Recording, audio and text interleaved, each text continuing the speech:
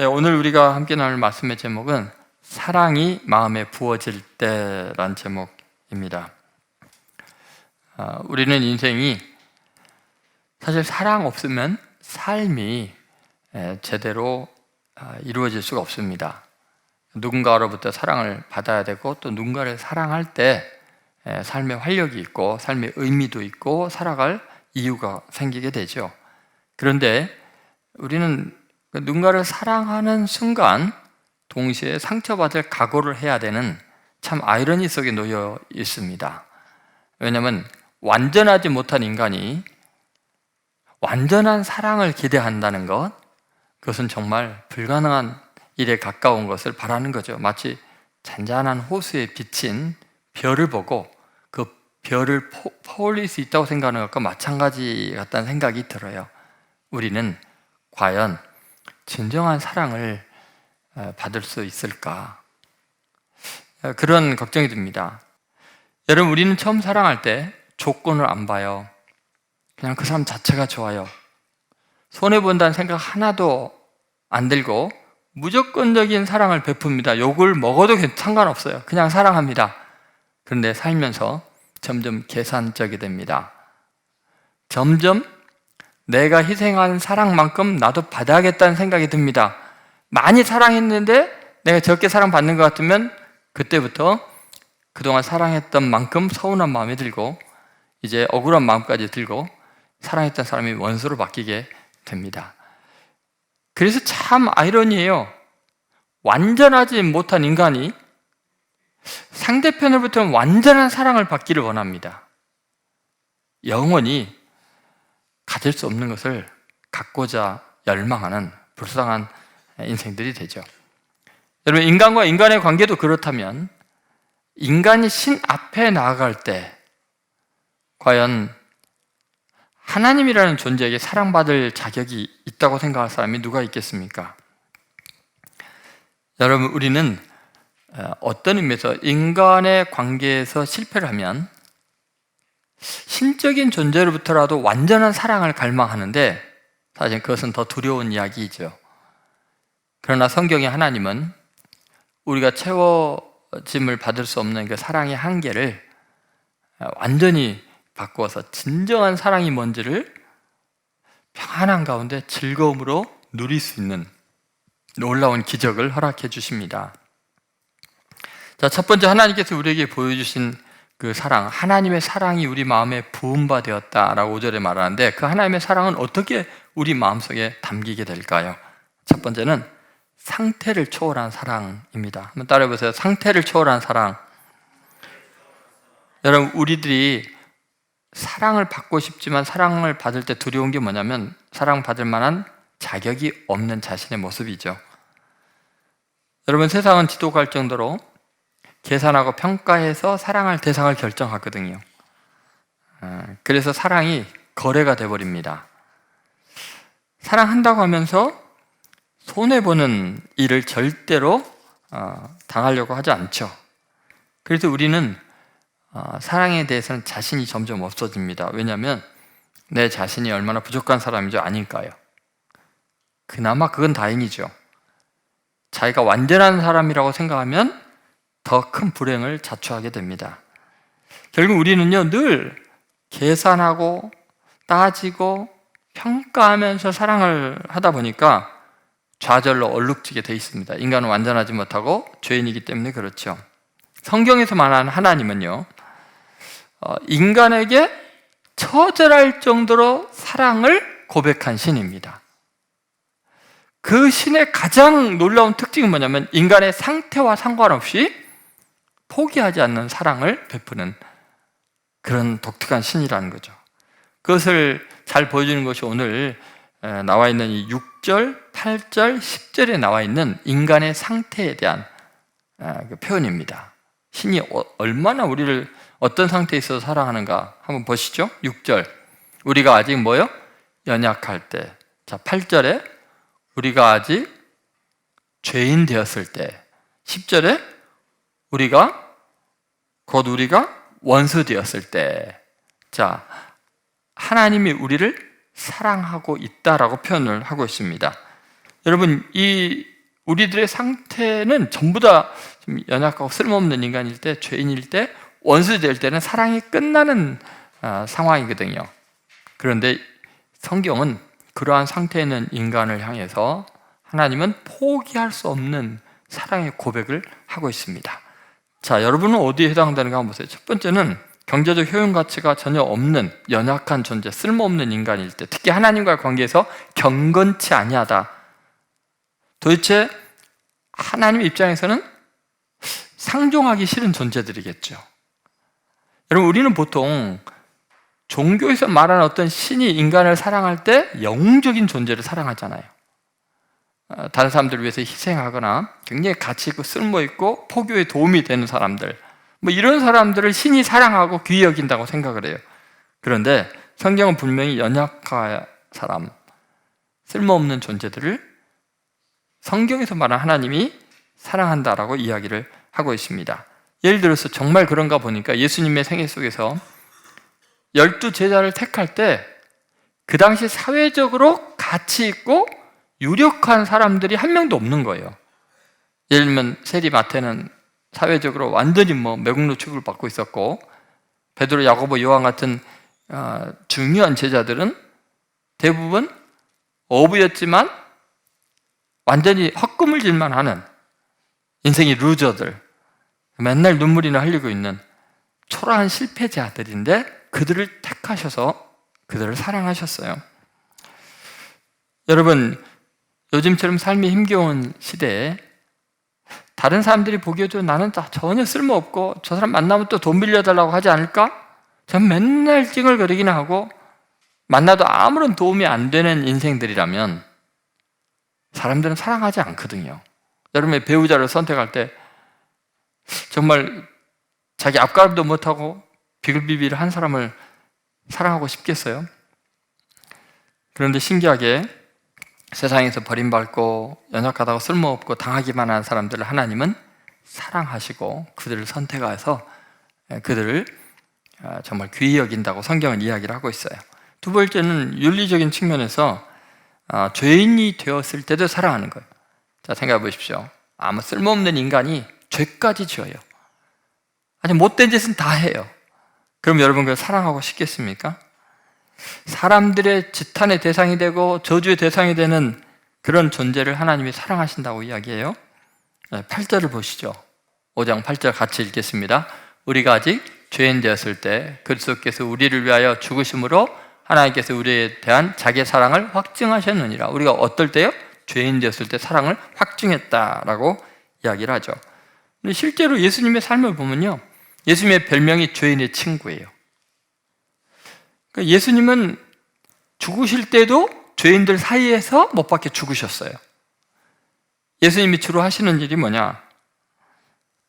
당시에 죄인의 대명사인 매국노인 세리들, 로마의 앞잡이 노릇하고, 그래서 모든 유대인들에게 가장 큰 죄인의 대명사인 세리 마태를 제자로 삼으시고, 세리장인 삭개오의 집에 가서 그와 함께 친구가 되어주시고, 예수님은요, 그 당시에 철저한 율법주의 사회 속에서 가장 더러운 사람의 대명사인 창기들과 함께 식사도 하시고 그녀들을 귀히 여기시고 부활의 첫 증인으로 그녀들을 삼으셨어요. 여러분, 가늠하다 현장에 잡힌 여인을 성전에 있는 예수님께 끌고 왔어요. 사람들이 이런 자들은 돌로 쳐 죽여야 되는데 어떻게 할까요? 라고 물어보니까 예수님께서 너희 중에 죄 없는 자가 먼저 돌로 치라. 그녀나 의롭다고 그녀를 손가락질하는 사람이나 같은 죄인으로 취급을 하면서 그들이 다 물러가니까 나도 너를 정죄하지 않으노니 가서 다시는 죄를 범치 말라.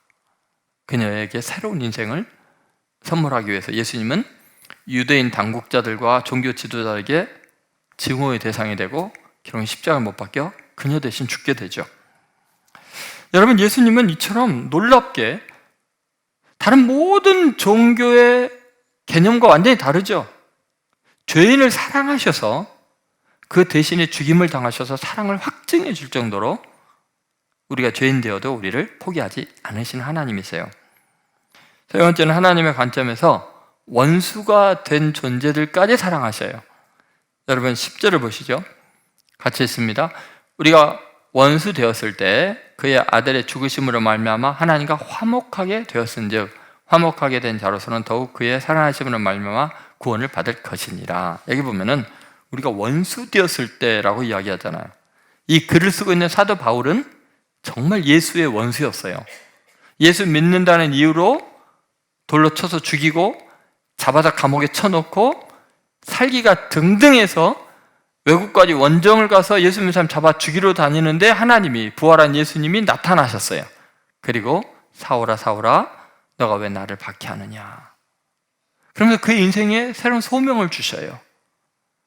그를 제거하는 게 아니라 그리스도 예수의 사랑받는 제자로 바꾸셔서 기독교 역사에서 가장 영향력이 큰 위대한 인물로 쓰시고야 마시죠. 여러분, 사도 바울은 그걸 경험했기 때문에 우리가 원수 되었을 때 하나님께서 자기 아들을 화목 제물로 보내서 우리와 자기를 화목하게 하셨다라고 이야기하죠. 여러분, 하나님의 사랑은 이처럼 어떤 인간이나 신적인 존재들이 상상할 수 없는 차원의 사랑까지 하고 계십니다. 그것은 너가 어떤 상태에도 나 너 포기하지 않는다. 너 낙심하지 말아라.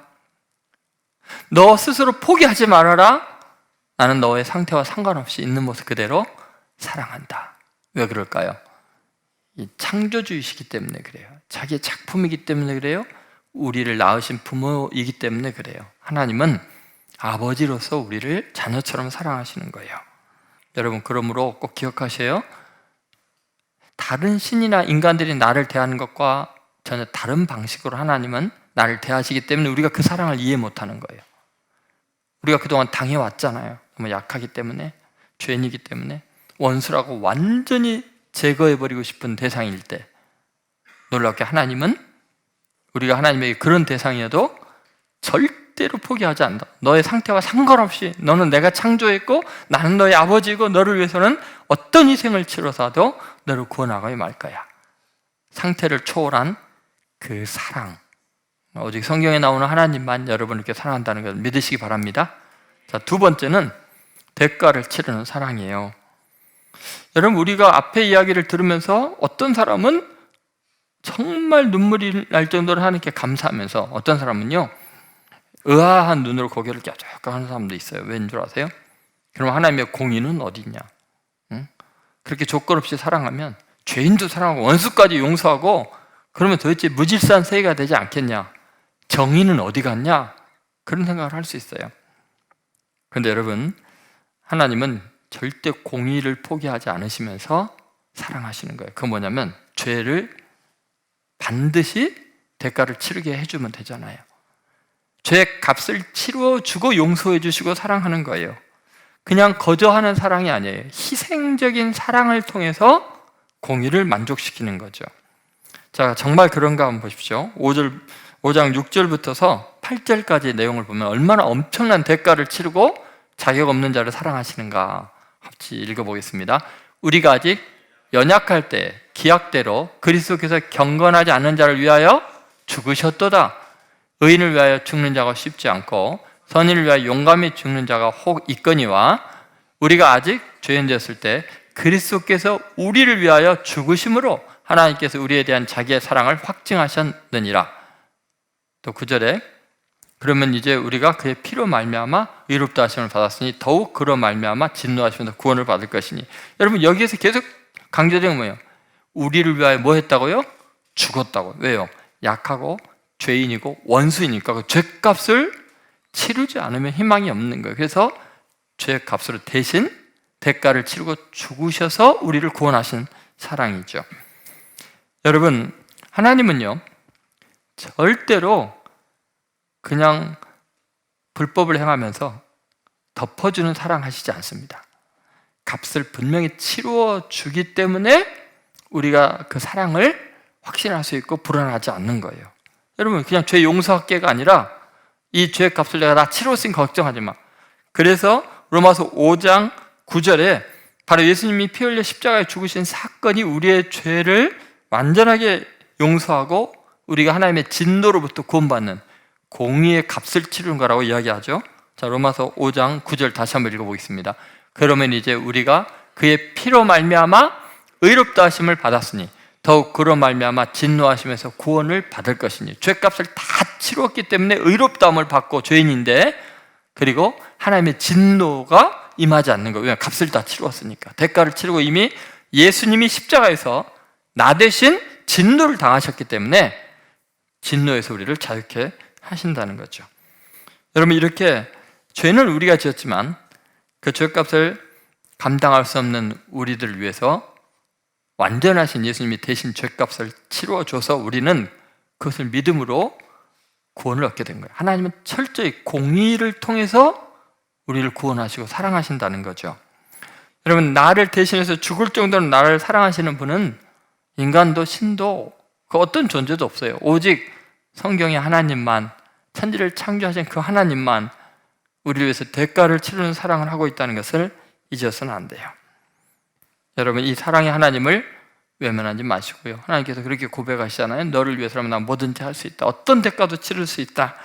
그러니까 너 실수해도 다시 일어나고 내가 너를 위해서 대가를 얼마든지 치를 테니까, 내 아들을 희생해서라도 너를 구원할 테니까 다시 도전하고 다시 용기 있게 살아가라고 주님이 오늘 여러분에게 말씀하십니다. 자, 세 번째는 화목함으로 즐거움을 누리는 사랑 이야기입니다. 사실 나를 위해서 대신 죽으실 정도의 사랑을 받고 나면 구원에 대해서는 확신하지만 고개를 못 들겠죠. 만약에 여러분이 잘못해서 옆집 아저씨의 아들이나 딸이 죽었다고 생각해 보세요. 희생당해서 나는 살았지만 그가 죽었다면 그 이웃 얼굴 보겠어요? 죄책감에 시달리면서 얼마나 힘들겠어요? 화목하기는커녕 피해 다녀야 될 거예요. 내 자신이 너무 원망스러울 거예요. 그런데 성경은요, 화목함으로 즐거움으로 그 사랑을 누리게 해줬다고 이야기해요. 왜 그럴까요? 로마서 5장 10절 11절에 보면 그 비밀이 나와 있습니다. 자, 같이 읽겠습니다. 곧 우리가 원수되었을 때 그의 아들의 죽으심으로 말미암아 하나님과 화목하게 되었은즉 화목하게 된 자로서는 더욱 그의 살아나심으로 말미암아 구원을 받을 것이니라. 아멘. 그뿐 아니라 이제 우리로 화목하게 하신 우리 주 예수 그리스도로 말미암아 하나님 안에서 또한 즐거워하느니라. 나를 위해 누군가 희생돼서 내가 죄 용서 받았다고 하는데 왜 즐거워해요? 왜 화목해요? 그 이유가 있어요. 나를 위해 죽은 그분이 부활하셨어요.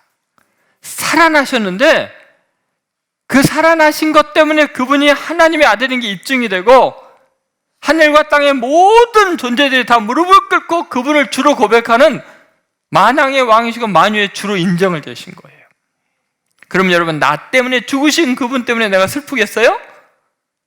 그분을 보면서 즐거워할 수 있고 내가 구원받은 감격에 기뻐할 수 있는 거예요. 여러분, 주님이 날 위해 죽으실 뿐만 아니라 정말 나를 위해서 살아나신 거예요. 그래서 하나님과 화목하게 된 거예요. 하나님을 바라볼 때 부끄럽지 않게 된 거예요. 왜냐하면 그 아들이 죽었다가 살아나셔서 만왕의 왕이 되셨으니까.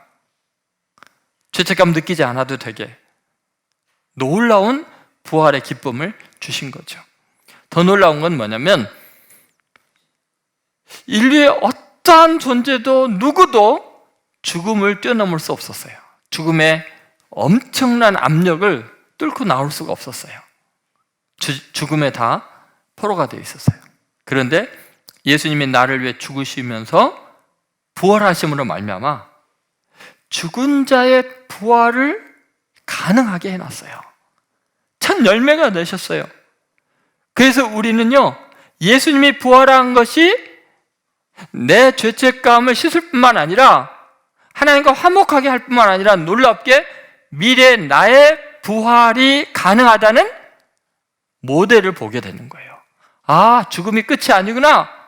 이 땅의 삶이 아무리 억울하고 실수하고 많은 허물과 죄와 약함 때문에 쓰러져도 나도 예수님처럼 완전한 몸으로, 영의 몸으로 다시는 아프지 않고 쇠하지 않고 죄짓지 않는 영광스러운 하나님의 자녀로 다시 태어날 수 있구나. 그래서 즐거워하는 거예요. 여러분, 우리는요, 이 땅의 삶이 다라면 억울한 일 많아요. 해결이 안 되는 질문이 너무 많아요. 왜 어린아이가 죽은가? 왜 죄 없는 사람들이 이렇게 참혹하게 죽임을 당하고 전쟁 때문에 수많은 사람들이 죽어야 되고 자연재해 때문에 왜 이런 일이 있는가? 그러나 그게 끝이 아니고 사망의 권세가 깨뜨리고 부활의 놀라운 새로운 세계가 열릴 때 하나님의 자녀, 신적인 존재로 영의 몸을 입고 완전한 존재로 영생의 삶을 살게 된다면 이 땅에서의 짧은 삶은 아무것도 아니에요. 그래서 우리는 즐거워할 수 있는 거예요. 여러분, 성경에 하나님이 얼마나 우리를, 죄인을 자녀 삼고 싶어하고 우리를 구원하고 영생을 얻게 하고 싶은지 구구절절히 성경에 나와 있습니다. 요한복음 1장 12절에 이렇게 나와 있죠.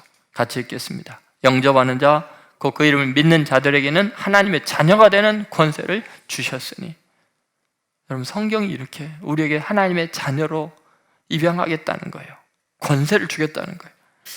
요한복음 3장 15절부터 19절에 하나님이 이렇게 고백하십니다. 같이 있습니다. 이는 그를 믿는 자마다 영생을 얻게 하려 하심이니라. 하나님이 세상을 이처럼 사랑하사 독생자를 주셨으니 이는 그를 믿는 자마다 멸망하지 않고 영생을 얻게 하려 하심이라.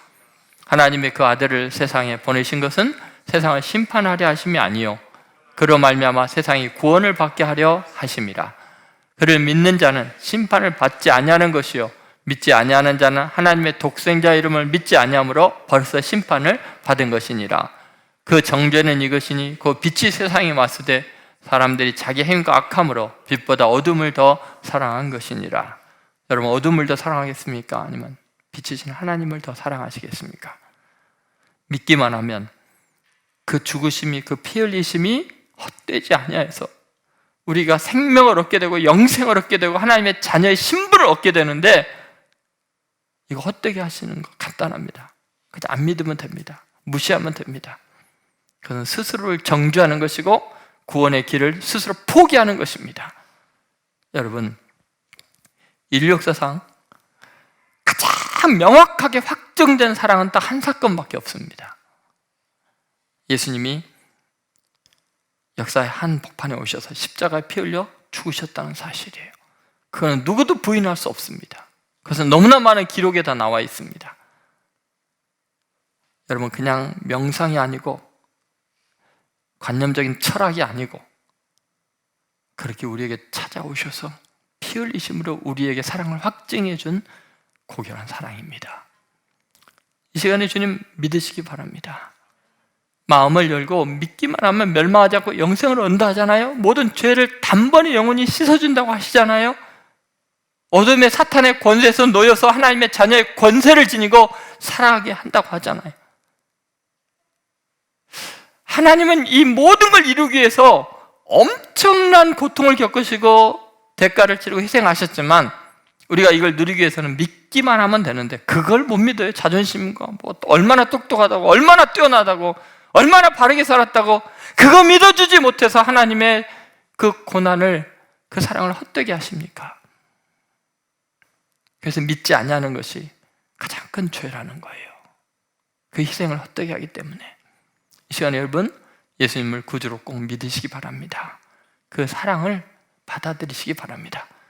그리고 정말 연약하지만, 죄인되지만, 원수되지만 나를 사랑하신 그 사랑, 대가를 치르는 그 사랑, 그리고 화목하게 하고 즐겁게 하시고 영생을 주시는 그 사랑 때문에 당당하고 위대하게 승리하는 여러분 되시기를 주의 이름으로 축원드립니다.